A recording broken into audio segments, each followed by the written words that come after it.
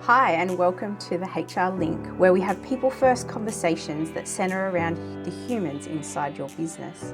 I'm Amy from Grounded HR, and my superpower lies in my ability to zero in on the individual to bring out their unique strengths, whilst helping values-led Australian businesses lead their teams with confidence and care.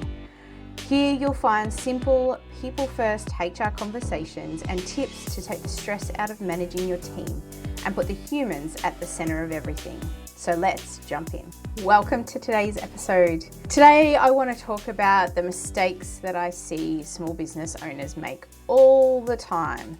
Now, probably most of my clients who have come to me have probably made one of these mistakes that I'm going to talk about today.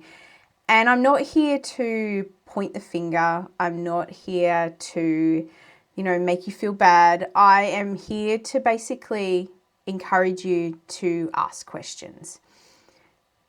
Sometimes, most of the time, small business owners don't actually even know that they've made a mistake. They thought they might have sought out the right advice, or they thought they'd sort out the right information, but that may have not have been the case. And sometimes it's that they think that they have to find the information once and then it's done, and that's not necessarily the case either. So today I want to talk about a few mistakes that I see most common in the clients who are booking calls with me. The first one of those is no proper contracts. Now, there are free templates on the web that you can access, and I encourage you to ignore them. Do not download those contracts. They do not protect your business. They don't provide protections for your employees, and they most of the time are very, very generic. And there are so many, you've put your blood, sweat, and ideas into your business, and I want you to protect that. And I also want to protect your investment on your employees. On the flip side, I also want employees to be paid correctly, and I want it to be transparent as to what their entitlements are. So, contracts, I encourage you to get them drawn up and tailored for you. Not every business can have the same employment contract. There's different inclusions and clauses that we need to put in them depending on the industry that you're in. So that's my tip. If you have not had your contracts reviewed, I encourage you to book that in and prioritize that investment. The second mistake I often see is missing policies and procedures. Now, I know I talked about in the last episode that creating structure is really important, and policies and procedures are important for creating consistency. We don't want gigantic HR manuals that no one is ever going to read. That is not the point. We want to have structures in place that make it easy for employees and for you to find the information that's correct. You're not going to have a grievance procedure every single week. So it's not going to be something that you store in your memory of how to handle that process. But it's going to be so much easier to handle that process if you have written a policy and a procedure about how that happens. So I encourage you, write one policy a month. If you can't afford the investment to get a HR consultant like myself to draft these for you, then I encourage you to prioritize putting that time in to writing those policies 1 month at a time. Take baby steps and get them done. Start with the ones that you utilize most often. These might be your leave policies. They might be your onboarding policies. It really does depend on your business, but I encourage you to get them written. The third thing I often see is the avoidance of tricky conversations. Now, I don't like these conversations either. They are not fun. I don't enjoy them, but I always go into these conversations with kindness.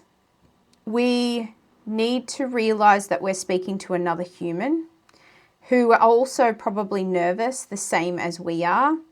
And having a tricky conversation is actually about how you set that conversation up, how you prepare yourself for that conversation. And it's about delivering straightforward information, but in a kind way. Also, if you know your employee really well, you're going to know probably how they're going to react to that information. So you can prepare in advance for that, whether that means sending them home early, providing them some space, or working from home, or there's so many different options of how you can show empathy. But I really do encourage you to prepare ahead of time for these tricky conversations that may turn emotional. There are good ways and bad ways to deliver these tricky conversations, and I really encourage you to do it in the most human way possible. The fourth mistake I see so often is misunderstanding leave entitlements. So all employees, no matter whether they're casual or permanent, are entitled to some kinds of leave. Under the National Employment Standards, there are minimum entitlements there for casuals and for permanent employees. Then you layer over the top of that any award entitlements. And you need to make sure that you're, keeping track of these leave entitlements as well, and that they are accruing correctly inside your payroll system. You need to ensure that people are encouraged to take leave. It's actually a really big liability if you have people who collect leave over time and then don't use it. Really encourage your employees to utilize that leave really well.